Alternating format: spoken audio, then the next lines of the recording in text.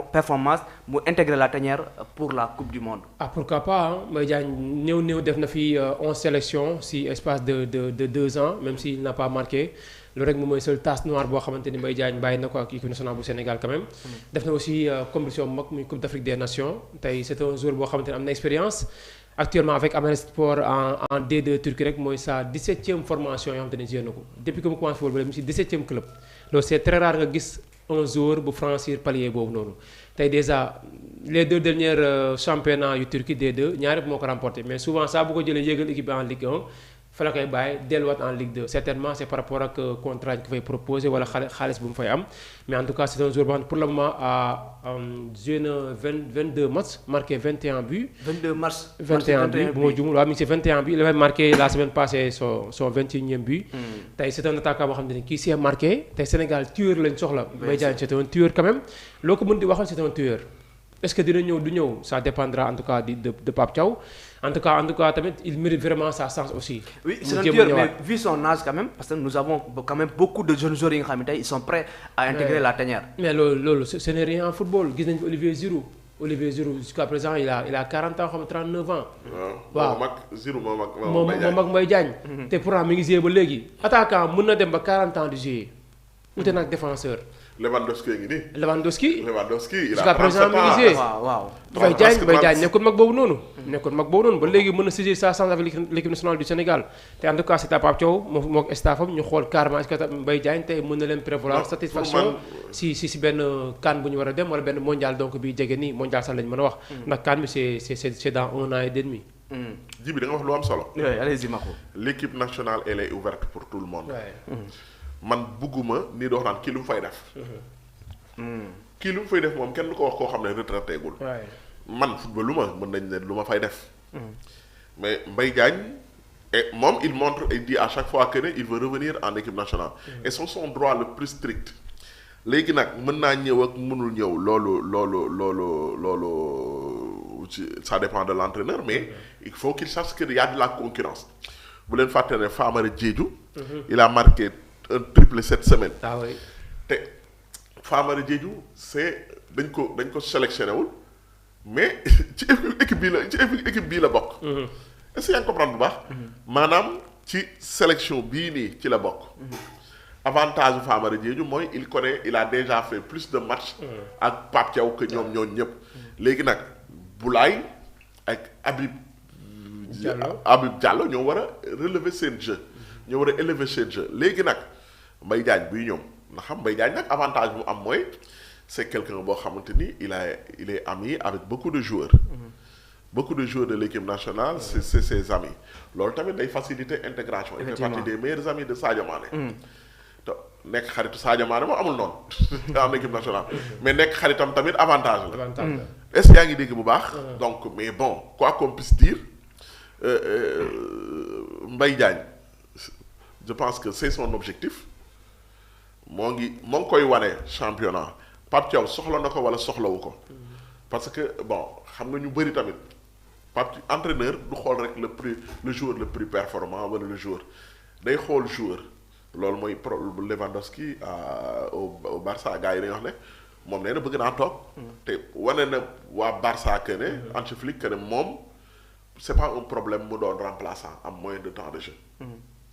parce que am na joueurs yoo xam ne di nga leen bëgg a sélectionner mais da ngay xam ne bu ñu ñëwee duñ toog banc. il faut que moom mu nangu ne bu ñëwee mën naa toog banc saisir sa chance. bu ñu ko dugalee mu def la moolu mais na xam ne déjà Boulaye Dia Habib Diallo Jackson à la moindre mesure quoi parce que Jackson au moins c'est match bi bu CAN bi surtout le dernier match war a def boppam. bien sûr ñoom ñu xam ne y a de la concurrence. am na ñoo xamante ni. ku ci sàggan dinañ jël sa place. te tamit ñaanuma ko yàlla mais joueur tamit da ngay li ñu daloon mondial bale ak Sadio Mané ngay préparer équipe ba mu des lu dul quelque temps. quelques compétition bi commencé nit mën na blessé. donc am joueurs yu taxaw yu pare pour ñëw moo gën nga ñàkk am koo xam ne bu blessé kenn du ko remplacer. Djibril Maxu moo ngi wax joueurs yu pare mais quand même je vois certaines réactions yu jàpp ne xëy na Bamba Dieng il est devant ki nga xam ne. waaw Bamba Dieng ok maa ngi jégalu tamit. waaw Bamba Dieng dama ko fàtte. Bamba Dieng tamit il se montre et bon il montre que ne moom c'est un candidat aussi très sérieux. bien sûr. yow Bamba Dieng bu bàyyiwul lii. non day dem mondial de. day dem mondial voilà ñu jàpp ne Bamba Dieng il est devant ci concurrence bi par rapport ak ñi xam ne nii ñoo ngi leen di tudd. waaw Bamba Dieng mën nañu il est devant parce que tamit déjà rek. néew marqué na fi surtout. waa âge bi Bamba il est jeune donc 2000 la judd mi ngi si 25 ans mois de mars bi donc di ñëw lay am 26 ans. jeune la moo gën a ne xale Mbaye Diagne mais il joue également en France en D1 Mbaye Diagne en Turquie la nekk en D2. mais Mbaye Diagne quand même chaque saison minimum il te claque 20 buts. Mbaye Diagne tàmm nay marqué ay buts moom. Bamba Dieng aussi tamit nekkoon na fi dans le dur donc léegi mi ngi ñëwaat commencé na liggéey bu baax a baax mi ngi trouver confiance am loolu tamit c'est une bonne chose mais tey bu fekkee da nga leen positionné ñoom ñaar Bamba Dieng ngay mettre devant Mbaye Diagne. parce que tamit Ligue 1 français la ne Ligue 1 français da ngay jouer ak Marseille da ngay jouer ak PSG da ngay jouer ak des équipes comme Monaco aussi. mais quand même après ay points la yoo xamante ni staff souvent bu ñu toogee dinañ xam fan la différence bi di am entre Bamba Dieng entre Mbaye Diagne entre keneen ak keneen ay Chérif Ndiaye Famara Diédhiou aussi Famara aussi tamit les champions d'Afrique en 2022 au Cameroun tey jël na ko Aliou Cissé min na tanière bi en plus xam nga Famara Diédhiou tamit moom ak Bamba Dieng c'est des gens des tireurs de penalty bien sûr sooy dem compétition ci yenn yi yooyu yëpp da nga koy c'est des choses yoo xamante ni da nga koy soxla bien sûr te problème bi xam na en fait da ngay soxla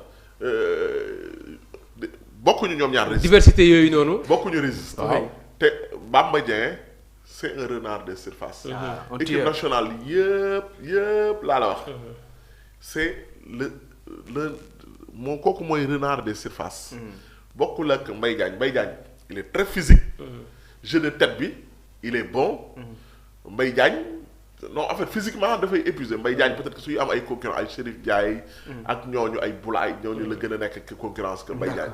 d'accord allez-y Djibril. waaw loolu la en tout cas place yi moom pour le moment les cartes seront redistribuées parce que tamit kenn gañe ko sa place carrément à 100% avec certitude même bu fekkee ni bien sûr mën nañu évoquer des joueurs comme Sadio Mané Gana Gueye Kalidou ñoom moom ce qui est sûr et certain. dañuy dem mondial.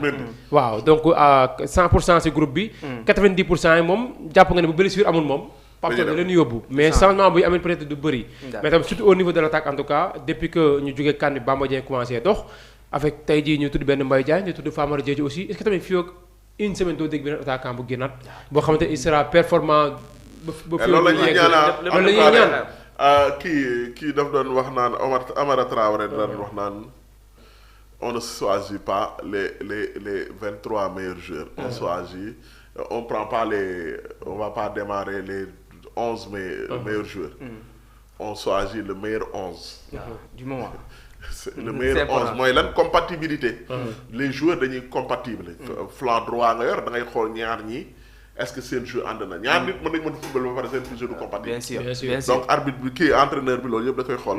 bien sûr c'est clair. absence de bien daal ça nuit pas. loolu yëpp da koy xool c'est bien alors di nuyuwaat bu baax a baax les internautes ñoom aussi am nañ seen xalaat ci li nga xam ne aussi moom mooy ci mbir moom la Jarga Diaw Bamba Dieng mérite de revenir ki nga xam ne aussi moom mooy Serigne Sow moom aussi gis na xalaatam nee na kii di Mbaye Diagne amul place am ci équipe bi donc loolu tamit xalaatam la ku nekk aussi yaa ngi joxe sa xalaat donc Abdou Sow nee na pour l'instant moom Boulaye Dia et Chérif ça reste vraiment alors ku nekk aussi am na sa xalaat un autre joueur bi nga xam ne aussi tamit actuellement depuis après la CAN mu ngi def tamit beaucoup de bruit Iliman Ndiaye beaucoup de clubs anglais pare nañu pour jënd ko dont Manchester United pare na en tout cas pour am les services de l'international sénégalais Iliman Ndiaye après il fait parler quand même de lui et aussi tamit les clubs sont prêts pour accueillir ko ban mooy la meilleure destination mu des Angleterre wala mu génn découvrir yeneen championnat.